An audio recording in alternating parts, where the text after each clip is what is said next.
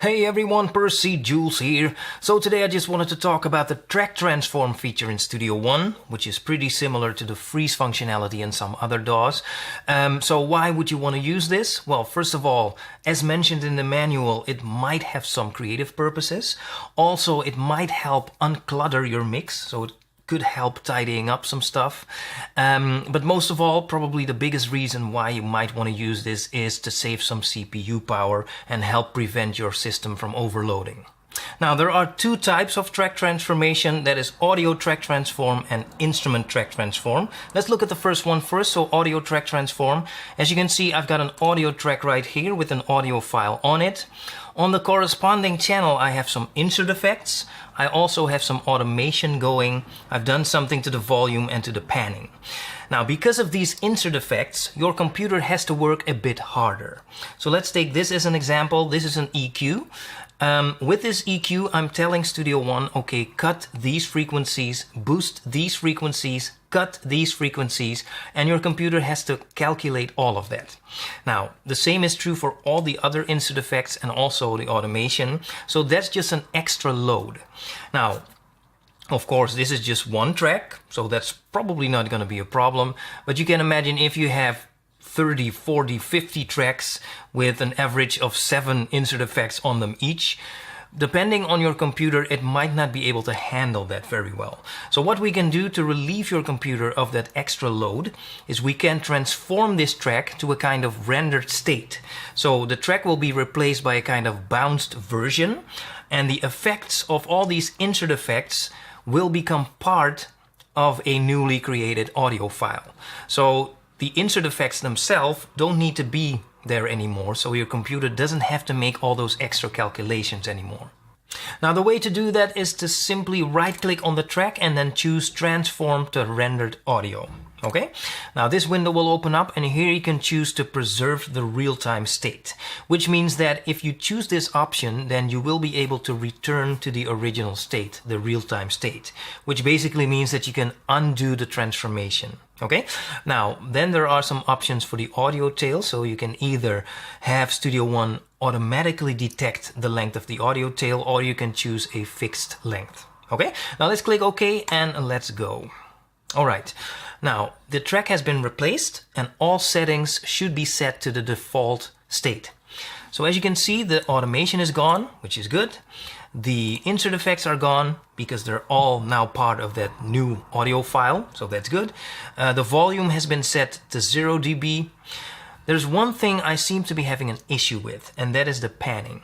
Because, also according to the manual, also the panning should be reset to the default state, which is dead center, of course. But as you can see, it is still set to the right a little bit, right 34.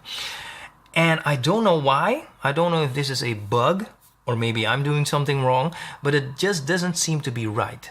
So if there's anyone out there who's experiencing this same issue, then please let me know, leave a comment. I will be contacting PreSonus and ask them what is going on, because again, it just doesn't seem to be correct. By the way, there are one or two other things I'm also having issues with, but we'll get to that in a moment.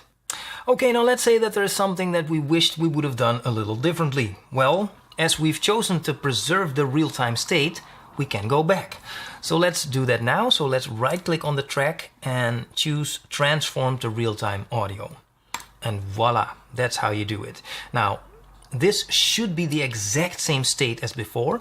So let's check it real quickly because, okay, the volume has been reset to minus 5.4 dB, which is good. The insert effects are back. Now let's take a look at the automation. No automation. So this is another possible bug. So again, if you're experiencing the same thing, please let me know. I will contact PreSonus. But anyway, that is how you go back to the real-time state and kind of undo the transformation.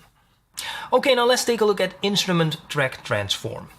As you can see, I have an instrument track here. Well, actually 3 tracks, but I'm using one and the same instrument for all these tracks. And the instrument I'm using is Impact XT. All right. Now, saving CPU power is, I would say, a lot more relevant for instrument tracks than for audio tracks, because your computer usually has to work harder for instrument plugins than for audio. And in many cases, a lot harder. So the procedure is exactly the same. So right click on one of the tracks and then in this case choose transform to audio track. Okay, so this window will pop up and the first option is render all channels. Now this option will only appear if you have more than one channel activated for this instrument. And let me show you that I do in fact have 1, 2, 3 channels activated. Okay, so let's go back, and this option basically means that if you choose to render all channels, then all channels will be rendered and will be transformed. As you leave it unchecked, then only the channel connected directly to this track will be rendered out. I'm sorry to say that also with this option I have been having some issues. So if I choose render all channels, then it just doesn't seem to work properly. So only the first channel gets rendered out correctly, the other ones won't. So again, I will be contacting PreSonus to ask about this. Now render inserts, well, pretty self-explanatory. If you choose this option, then the insert effects will be rendered. If not, then not.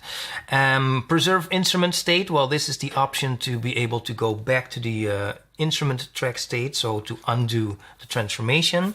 Remove instruments, well, it's grayed out now, but in some cases you can choose to remove the instrument and that will save you CPU power.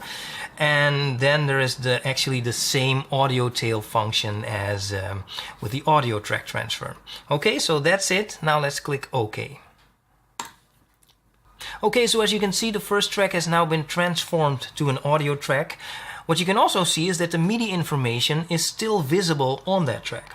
Now, what we can do from here, let's right click on the track, is we can go back to the instrument track state, or if we add something like an insert effect, so let's add an EQ for instance, and now right click on the track again, you will see that we can also transform to rendered audio. So that's pretty cool. You can go back and forth.